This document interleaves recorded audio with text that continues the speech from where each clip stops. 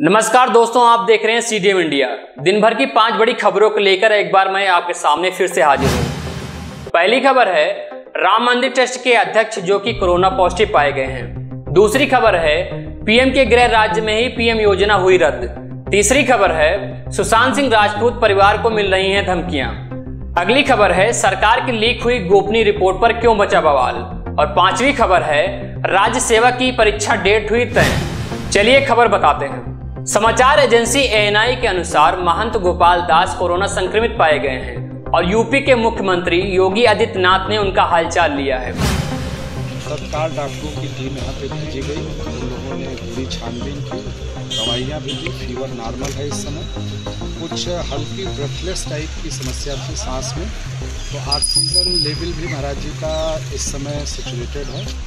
कोई ऐसी गंभीर बात नहीं है। और कोरोना भी टेस्ट कराया गया एंटीजन का, तो उसमें कुछ पॉजिटिविटी की बात है। माननीय मुख्यमंत्री जी ने हर क्षण की वो खबर ले रहे हैं और उन्होंने 3-4 बार फोन करके ये निर्देश दिए हैं कि महाराज जी के बेहतर चेकअप के लिए और बेहतर इलाज के लिए उनको तुरंत मेदांता में शिफ्ट कराया जाए, जो हम लोग व्यवस्था कर रहे हैं। हमारी ALS एम्बुलेंस आ गई है, डॉक्टरों की टीम मजिस्ट्रेट स्पोर्ट के साथ महाराज जी को हम लोग वहाँ पे शिफ्ट करा रहे हैं। महाराज जी के शिष्य यहाँ पर महेंद्र दास जी हैं और जल्दी से जल्दी महाराज जी को, और वर्तमान समय में महाराज जी पूरी तरह से स्टेबल हैं, लेकिन एक बेहतर इलाज के लिए और बेहतर उसमें जो है ट्रीटमेंट के लिए माननीय मुख्यमंत्री जी हर क्षण की खबर रख रहे हैं और उन्होंने निर्देशित किया है। उत्तर प्रदेश के चीफ मेडिकल अफसर ने बताया है कि इस बारे में यूपी के मुख्यमंत्री ने मथुरा के DM और मेदांता अस्पताल के डॉक्टर नेत्रांत से बात की है और उन्होंने महंत गोपाल दास के लिए सभी संभव मेडिकल सुविधाएं उपलब्ध कराने की मांग की। बताया गया है कि नृत्य गोपाल दास को सांस लेने में दिक्कत हो रही है। वे इस समय मथुरा में हैं। कृष्ण जन्माष्टमी से पहले महंत नृत्य गोपाल दास मंगलवार शाम मथुरा के सीता राम आश्रम पहुंचे थे। इससे पहले महंत नृत्य गोपाल दास अयोध्या में हुए राम मंदिर भूमि पूजन कार्यक्रम में शामिल हुए थे। उस कार्यक्रम में वे प्रधानमंत्री नरेंद्र मोदी, उत्तर प्रदेश की गवर्नर आनंदीबेन पटेल, मुख्यमंत्री योगी आदित्यनाथ, राष्ट्रीय स्वयंसेवक संघ के अध्यक्ष मोहन भागवत के साथ मंच पर मौजूद थे। अब चलते हैं अपनी अगली खबर पर। प्रधानमंत्री नरेंद्र मोदी के गृह राज्य गुजरात में ही प्रधानमंत्री फसल बीमा योजना बंद कर दी गई है।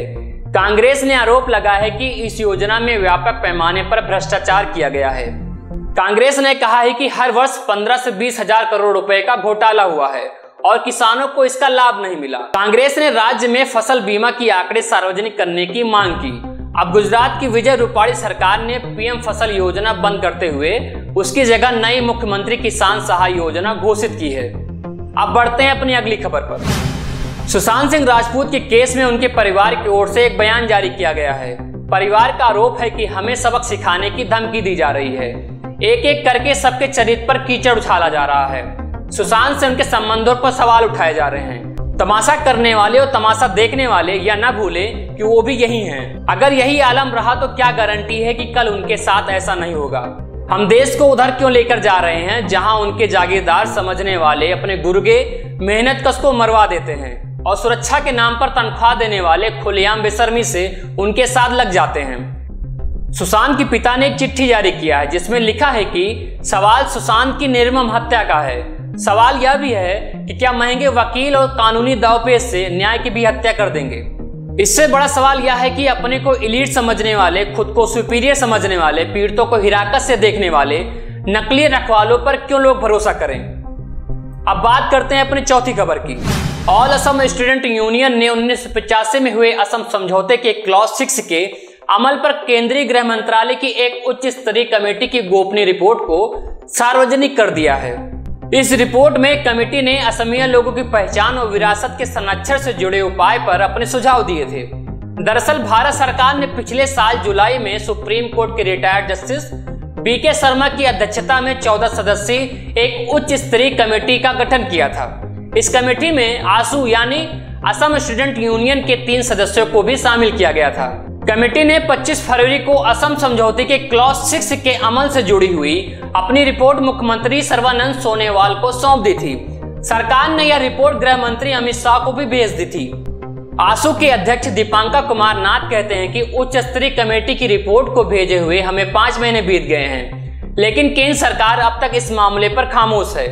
यह स्पष्ट नहीं है कि असम सरकार ने रिपोर्ट गृह मंत्रालय को भेज दी है या नहीं। आसू के मुख्य सलाहकार समुज्जल भट्टाचार्य ने मंगलवार को एक प्रेस कॉन्फ्रेंस में कहा कि हम उम्मीद कर रहे थे कि कमेटी की सिफारिशों को लागू किया जाएगा, लेकिन केंद्र सरकार ने इस रिपोर्ट की सिफारिशों और अमल को लेकर चुप्पी साध रखी है। अब बात करते हैं अपनी आखिरी खबर की। कोरोना महामारी के कारण राज्य सेवा की पूर्व सेवा परीक्षा 13 सितंबर के बजाय अब 20 सितंबर को आयोजित की जाएगी। बदलाव 13 सितंबर को पूरे देश में नीट परीक्षा आयोजित होने के कारण किया गया। दोनों परीक्षाओं को एक ही दिन कराने के लिए परीक्षा केंद्रों की कमी है और अन्य प्रशासनिक दिक्कतों के कारण प्री सर्विस परीक्षा को स्थगित कर दिया गया है। आपको बता दें कि पहले परीक्षा 13 सितंबर को निर्धारित की गई थी। महाराष्ट्र लोक सेवा आयोग ने 23 दिसंबर को राज्य के लिए प्री परीक्षा का 5 अप्रैल को आयोजित करने की घोषणा की थी। इसी के साथ मैं आपसे विदा लेता हूं और कल फिर मिलेंगे कुछ और नई खबरों के साथ। तो अभी तक अगर आपने हमारे YouTube चैनल को सब्सक्राइब नहीं किया है तो हमारे चैनल को सब्सक्राइब कर लें। दिन भर की कुछ खास और बड़ी खबरों के साथ मैं फिर से हाजिर होऊंगा। जय हिंद।